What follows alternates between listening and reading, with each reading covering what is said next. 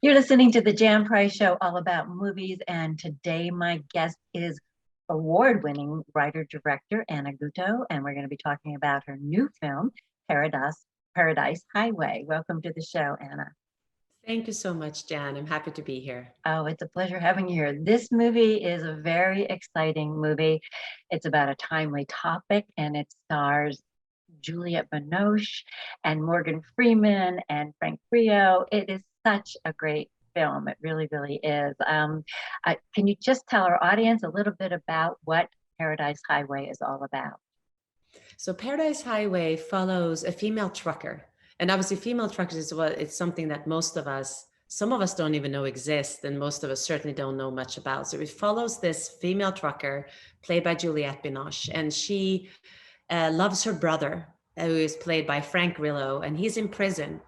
And in order for him to stay safe on the inside, she does these runs for him on the outside for one of the prison gangs. And it's drugs that she usually runs for him to save his life. Now, this particular day, the package turns out to be a girl instead of a package of drugs. So it puts her in a terrible dilemma, and it allows us to be on a riveting adventure for the rest of the movie. And that's when Morgan Freeman and Cameron Monaghan comes in playing a pair of FBI detectives who starts being on their trail. You wrote this script. What attracted you to this topic, and why did you write about human trafficking? And then it's a topic that more and more films are coming out discussing, and documentaries I've seen about this topic. But what drew you to this particular subject matter? Trafficking is something that happens right under our noses, and it's terrible to see. And I had an experience when I was a teenager that it turned out that there had been a brothel in my friend's building. And this was in a nice neighborhood. There was nothing wrong with the neighborhood, and it just it shook me, and it really made me aware of how this really happens right around the corner from where we live. And so it stayed with me for a long time. And then as I started making films, I knew I wanted to make a story that would address it, and that would allow us to find a way to talk about it, but allow us to find a way to talk about it in a way that feels inspiring, and that in a way that is about survivors, not about victims per se, but that really gives us a feeling that this is something that we as a society and as people, we can work to a better place where we are handling and tackling this issue. I was not aware, or maybe peripherally aware, that truck drivers were taking these young women, young age women across state lines. Were you aware of that before you started doing the research on this film? No, I was not aware of that. And it's not something that happens a lot. It's not most truck drivers tend to be a wonderful resource in combating trafficking because they are on the road, and because they see as much as they do, they are very strong in combating trafficking. And there's an organization called Truckers Against Trafficking that's doing wonderful work. But however, with traffickers, because it becomes a federal crime when a girl or a boy is transported across state lines. So in order to transport it across state lines, they often force someone else to do that job for them. And while it's rare, or it's not any more normal that it would be a truck driver as it being someone in, just their regular car. But in this instance, that's her job. She is a truck driver, and an 18-wheeler is what she drives. I saw in the credits something about Peterbilt. Mm-hmm. Yeah, Peterbilt were wonderful with us. They let us borrow a lot of trucks. They let us use our trucks when Juliette Binoche learned how to drive a truck. And they've been a wonderful support. Right, and they're obviously they're against human trafficking, and they have something, a foundation or something that they're working with. Yeah, well, they are a proud and important sponsor of Truckers Against Trafficking. So they work prominently in that way. And also the truck that Juliette Binoche drives is Peterbilt. Right, right. Well, kudos to Peterbilt. We'll give them a Yes, little shout out very, right very, now. very much. I Yeah. mean, really, anyone and any organization, a corporation, any company that does something active is part of getting us to where we need to get with this issue. Yes, yes, definitely. So let's talk about the casting because, oh my goodness, what a great cast. And Juliette Binoche, it's such against type for her. I mean, I always see her as this very sexy woman in most of her roles and, very, of Hmm. course, very French. And here she is as this American truck driver, which is so against type. So let's talk about that casting and why Juliette was attracted to this role. So, it's incredible to work with someone like Juliette Binoche because, like you say, she has transformed for this role. And then, a few months later, she transforms right back into something completely different. This is an incredible actress. And there's no, one understands how she won an Academy Award. She's incredible in her work, in her training, in how she delves into the work, in how she immerses herself. She learned how to drive a truck. She went on the road with a female trucker that I've gotten to know very well, Desiree Wood. She went on the road with her, spending her days in the cab and her nights sleeping in the bunk around at the truck stops, etc. So she is a wonderful actress. So for me, just knowing that you have such an incredible actress, then you know that she can accomplish what's needed for the role. For her, how she was attracted by it, I think is exactly for that. People are used to seeing her in certain roles, and it's a joy for her to put on something else and to try a very different type of character. And one has to have a little bit of luck too, because when my cinematographer had done a movie with her 10 years earlier, and he sent her the script. And when he sent it to her, she was on a road trip in the US and in the same landscape as the film. So she told me later, she said, Anna, I started reading the script on my phone and I read about this landscape in the script. And then I looked outside the window and it was the same landscape. So I thought, I just have to do this movie. Yeah, that's great. That's a great story. How so you attracted, I mean, it's just amazing that you attracted her to this role. As I said, it's so against type for her, but she's wonderful in it, absolutely wonderful in it. And then you have the fabulous Morgan Freeman, who's Yes. always wonderful with everything that he does. So Yeah. how did you attract him to this movie? Because he's busy. I mean, he does a lot of. Well, right now, Juliette Binoche, there's like a renaissance with her. She's in so many Yes. things at this moment in time, which is great. But Morgan Freeman has been, always a super busy and seems like he's in so many different things. So how did you attract? Yeah.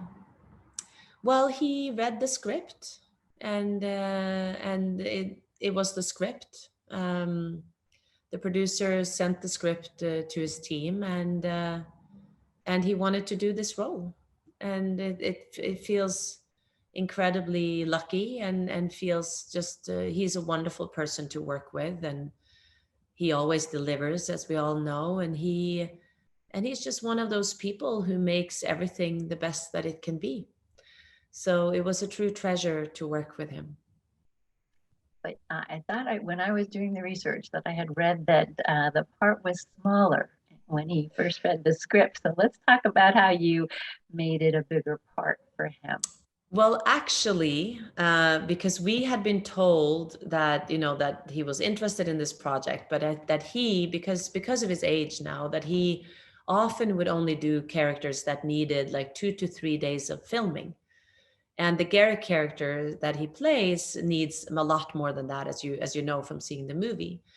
So I actually wrote a specific character for him that would be a smaller character. But when he read the script, he wanted to play this character. He wanted to play the bigger part. So then eventually I actually took out again the other part because we needed to make the script more efficient. And I'm so glad that he is playing Garrick. And once I had him on board, then obviously then I formed the role even more to him. But it's really all him. he is the one who brings what it is. Yes, yes. Well, he's, as I said, he's always wonderful, and he's wonderful in this. You also changed the location where you were going to shoot this film because of Morgan Freeman. So Yes. talk a little bit about that too. Well, when you get Morgan Freeman on board, and he was 84 years old at the time, then you want to make it really doable for him. And so I traveled out to Mississippi, and I started driving around, and then I really fell in love with it for this movie. And the truth is, I'm very glad that we ended up there, because I feel like it's a landscape we haven't seen as much in movies. And it's a very rich and it has all of these sort of hidden treasures that you don't necessarily think of as being beautiful or as being fascinating, but they are when you choose to film them in the right light, and when you let the story breathe inside of those landscapes. So I'm very glad that we ended up there. And you were doing this in July. Oh my goodness. July, Yes, I mean, Mississippi. Yes. So let's talk about what the challenges were of filming in Mississippi in July. Yes, Mississippi in end of June and July is its own world. And it's hot. It's very, very hot, very muggy, very humid, and there are a million mosquitoes. There are actually scenes in the film with Juliette and Hala, who plays Leila, where you can see mosquitoes circling around their poor faces. Oh no. So I have to be honest that it was incredibly tough, but it also gave a lot to the movie. The sweat and the humidity and that kind of humid dirt and the humid reality gave a lot to the movie as well. It did. Yes, it definitely did. It's interesting. I didn't, when I read about that, I went, oh my goodness. Yeah. You think making movies is so glamorous, but it's not always. It was not very glamorous, believe me. It was not very glamorous. That's awesome. Frank Grillo. Is it Grillo? Yeah.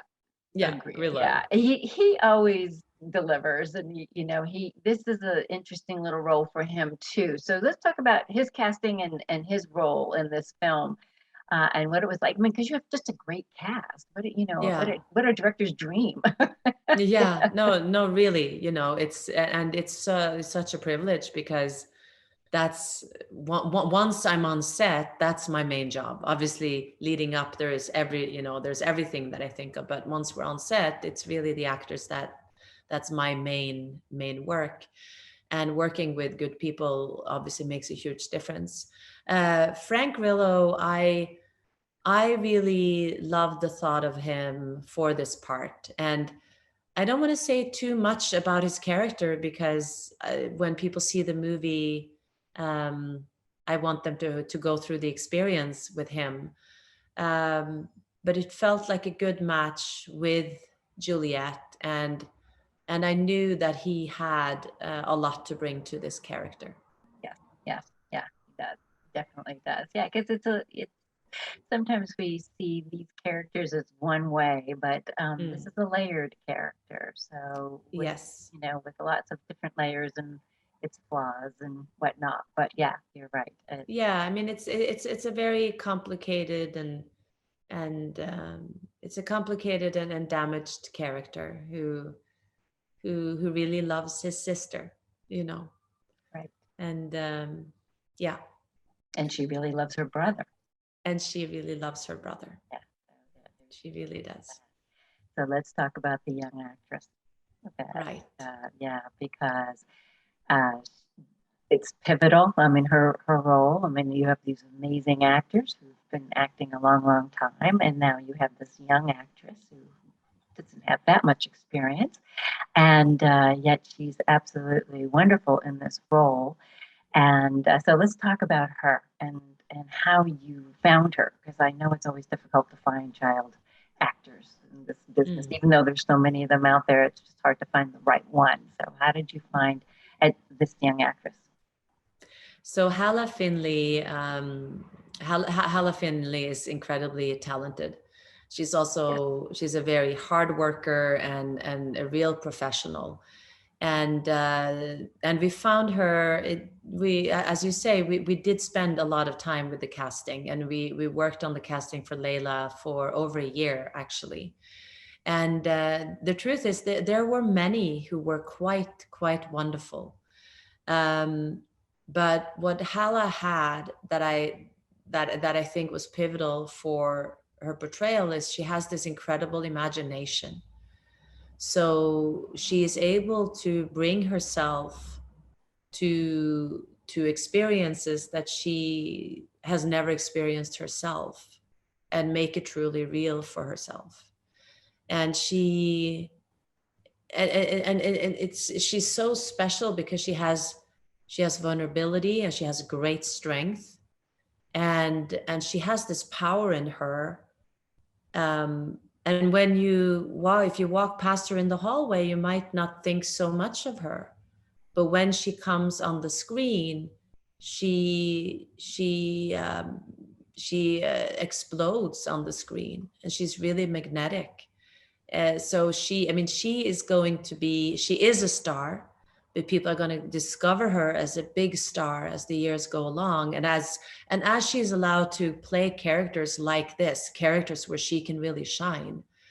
And, unless she decides she wants to be a doctor or an architect or something, she is going to have a very strong career. Wow. It was just such a joy to work with her and to see her and Juliette. And I remember the first, because we had rehearsals leading up to the shoot. And I remember the first rehearsal with Juliette and Hala, and Juliette is very generous. She's very kind of gentle and very giving with the people she works with.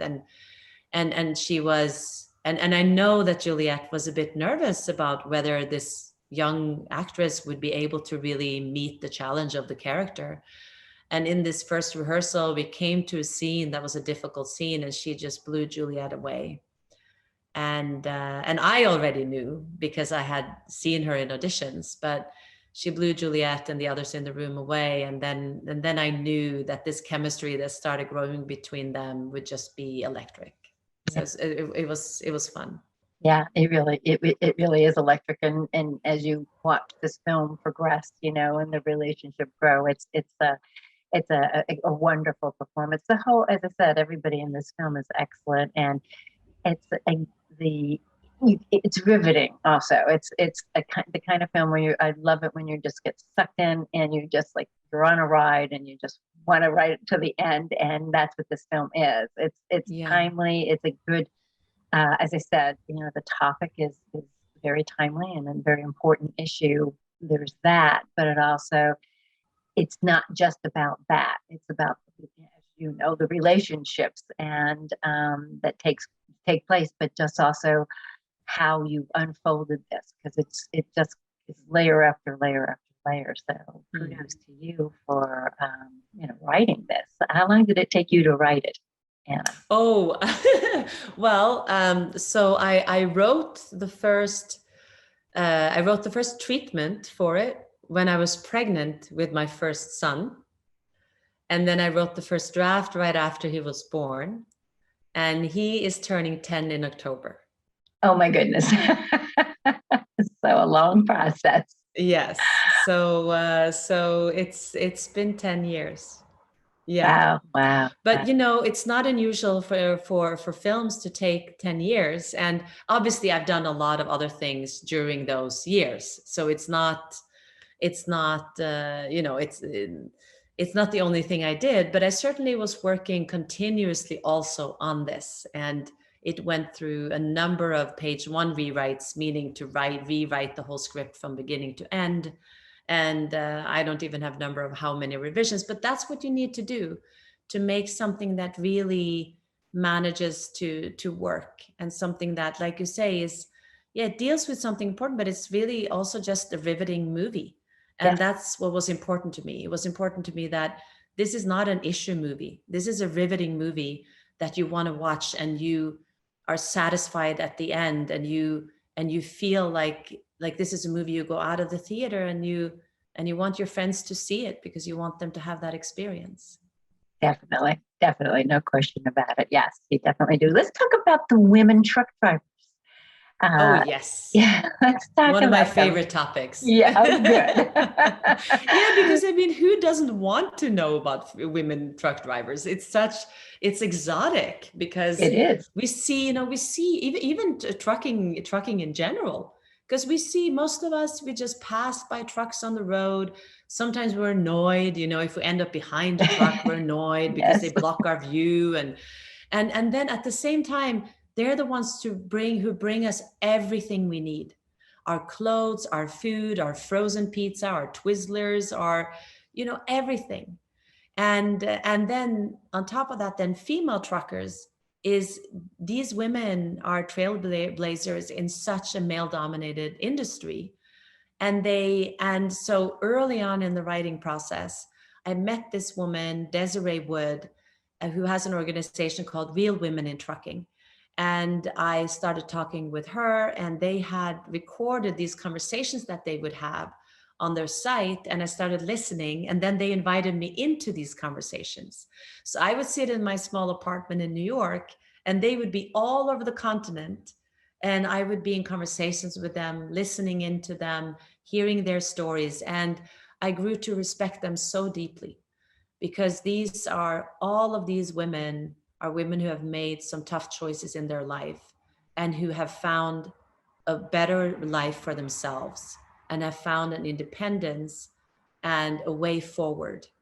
So it's fascinating with these women. So Desiree Wood was wonderful in the process. She became my consultant, on the script, and also she would read scripts. We would have conversations. I went on ride along with her. And then when we came to Mississippi, I also came in contact with Diane McNair Smith, who runs a trucking company called Three Girls Trucking Academy. And she Good. became such a wonderful resource for us as well. And they are both in the movie. Oh, okay. So Desiree Wood plays Patty, one of the female truckers, and Diane plays Dolly, one of the other female truckers. So it's quite special. Wonderful. That's wonderful. Well, yeah, I don't want to give anything away. No, no, no, no. But On they're yeah. yeah. You don't even think about women being truck drivers. I don't know why. Mm, I don't know why that never really crossed my mind about right. that. So it opened up for me to think about that a little bit, Mm, and what that life would be like. I mean, just in mm, general, you're right. We don't even think about it. We do get upset when we're behind trucks and all of that when we're driving, mhm. but you're right. We don't think about what they're doing for us. They're doing, Yes, exactly. and so And what unsung heroes, particularly, through what we mhm. just went through, the last couple of years. So Yes. that also was eye opening too, to Mm. think about. So Well, I'm very, glad yeah, I think it's and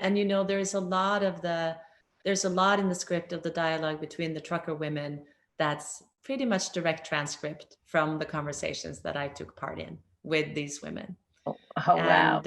And the same with the FBI, because I also had an FBI consultant involved in the process of developing the script and the story. And he unfortunately can't be named because he's an active agent and he needs to stay anonymous. But he was a wonderful, generous resource as well. He would read scripts and come with comments, come with suggestions of lines. So some of the things that both Cameron says and Morgan says are also directly from him, which is fun. But that's what makes a story come alive, you know? Oh yes, yeah, and that's a lovely little tidbit, for people to Hmm. know when they're watching the film that these Yes. few conversations that took place. Um, What was the most, other than the weather in Mississippi in July, Mm. what was the most difficult part of this shoot? And how many days did it take you to shoot this film? The most difficult part was that we had very limited time. We only had 25 days, which is very, very little for this type of movie. You can do movies in 25 days, but this movie has an 18-wheeler truck, and filming vehicles is very time consuming from the get-go, and then let alone an 18-wheeler, which is 30 ton, 50 ton. and then also having a minor in one of the main roles is also a challenge. So but those things, that was all we knew, but really the time limit, having little time was the hardest, because with these wonderful actors, I always wish that I could have given them more time, that I could have given them more takes, that we could have had more time to just treasure the moment and enjoy the scenes. They obviously still managed to do a wonderful job, but that was the toughest, was to fight against time. Yeah, and you've got great actors, so and they're pros, so they know what they're doing, and you probably didn't need that many takes to begin with. Well, yeah, no, and Morgan told me from the get-go, because I asked him, does he like many takes? And he was like, one. I like one take. Yeah, So that was. They know what they're doing. They can do Oh it. yeah, I mean, Yeah. all of them know what they're doing, but it's still, actors give a lot of themselves. It's a very tough job, and it means a lot to them when they need it, that they're allowed to take some time, Yes, because you exactly. always because that is the best way to respect them, is to be able to give them time. Well, it's been a joy talking with you, Anna. Where can people see this film, Paradise Sideways? So it's going to be in select theaters on July 29th. And I really recommend people seeing it in the theater if they can, if it's anywhere close to where they live or where they're going to drive to. It's absolutely worth seeing it in the theater, but it's also going to be on Apple TV. And there might be, you might need to get the exact information on that from the team. Okay. But really try to see it in theaters. And there are a few different places around the country where it's going to be playing.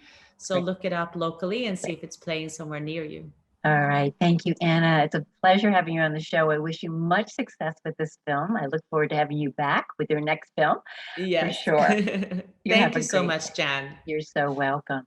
If you've missed any of the Jan Price shows all about movies, you can go to my website, the Jan Price Show, thejanpriceshow.com, where all the shows are archived. Also, wherever you listen to your favorite podcast, the iHeart Podcast Network, Spotify, Google Podcast, Apple Podcast, wherever you listen to your favorite podcast, and also YouTube.